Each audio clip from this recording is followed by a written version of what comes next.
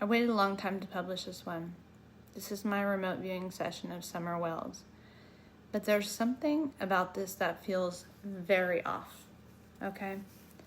And this is like why Hawkins County doesn't really involve itself and doesn't seem very interested in either of the other girls' cases, and they're irresponsible, not Layla's case, Holland Snap. And full disclosure, at first, I thought it was the dad. I really did. But after my remote viewing session, I can tell you with like an 82% accuracy, it's not. That's not to say that he isn't guilty of neglect and lots of other not so great things, but did he unalive her? I don't believe so.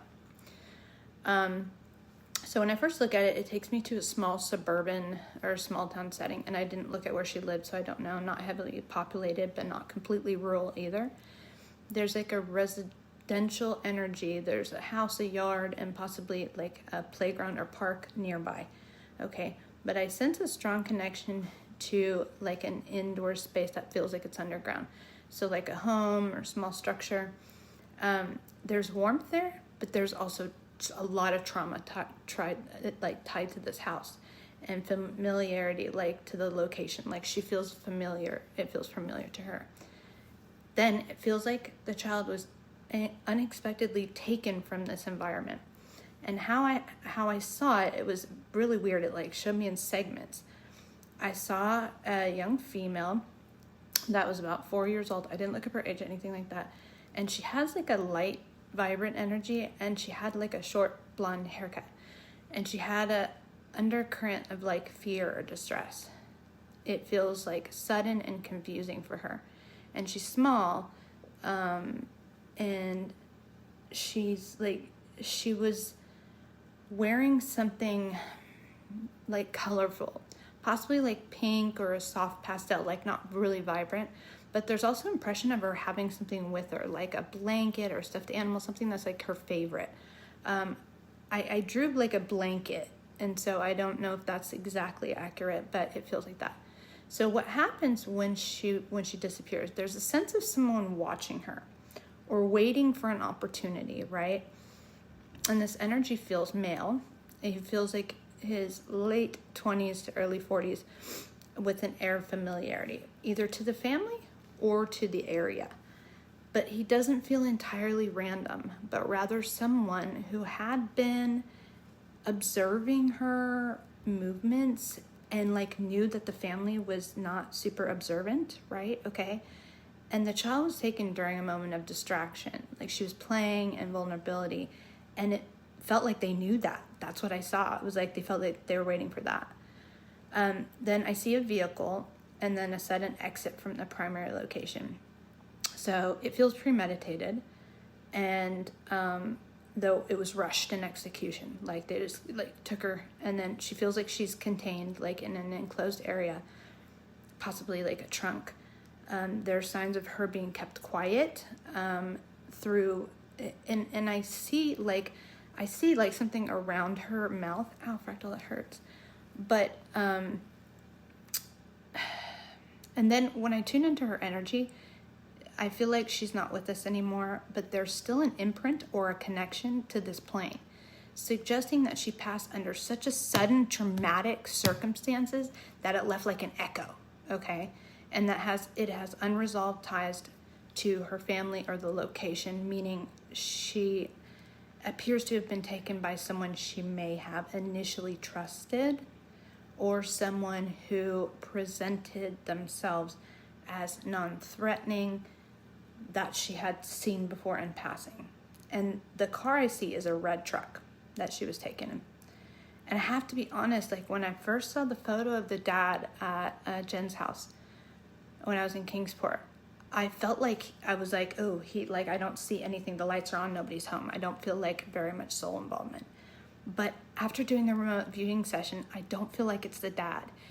The reason why is like, of course his soul would be dead after his child was taken from him, right? And the energy suggests she was moved quickly from the abduction site to the vehicle. And like my remote viewing session gives me no indication it's him.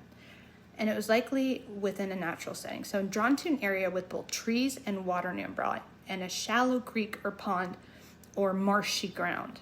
And I don't feel like she's very deep down. There's also rocky hills and terrain in the vicinity that's like to the right, okay?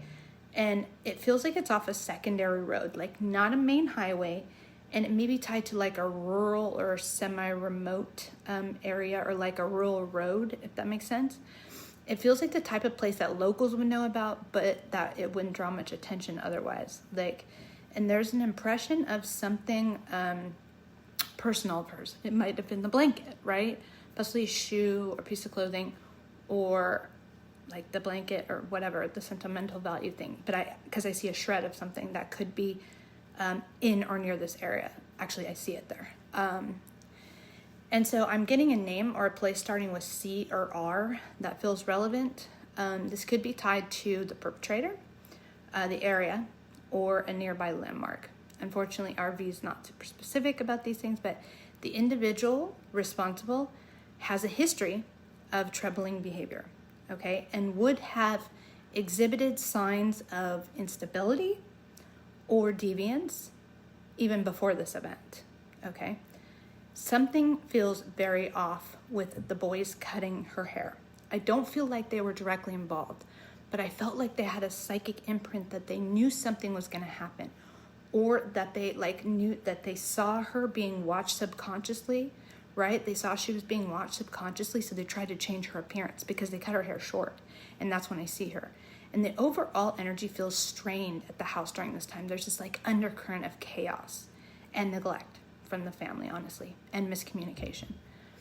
The haircut may have been a manifestation like of this disarray, or a symbolic response to like external pressures, but honestly I think it was a subconscious thing because they were trying to protect her. That's what I feel. And it feels like this is potentially why she was targeted, because they knew she was neglected, right? The motive's still complex. Like, there's a disturbed psychological state. And this is what really got to me. This individual seems to have a history of unhealthy relationships with children, okay? Or a compulsion that drove him to act. And there's also a tie to some kind of background where he has access to environments involving children, or lots of access to children, okay? This doesn't necessarily mean formal employment, but there is a familiarity with the child's routines, vulnerabilities, or systems. Do you guys see where I'm going with this? Okay.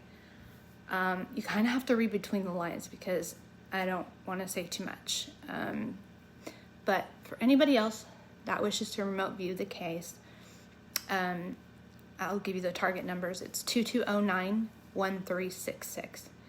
Now, I am going to send this information to TBI, Tennessee Bureau of Investigations, but I don't think the family will be open to my feedback at all because they're Christian, and I've already heard the dad's speech about some psychic that came by and tried to help them, and they were very, very dismissive, so I'm definitely not getting my hopes up that they will be open to working with me, but hopefully this will help her be found. So let me know what you guys think, and if you do a session, please tag me in it because I would love to know your feedback.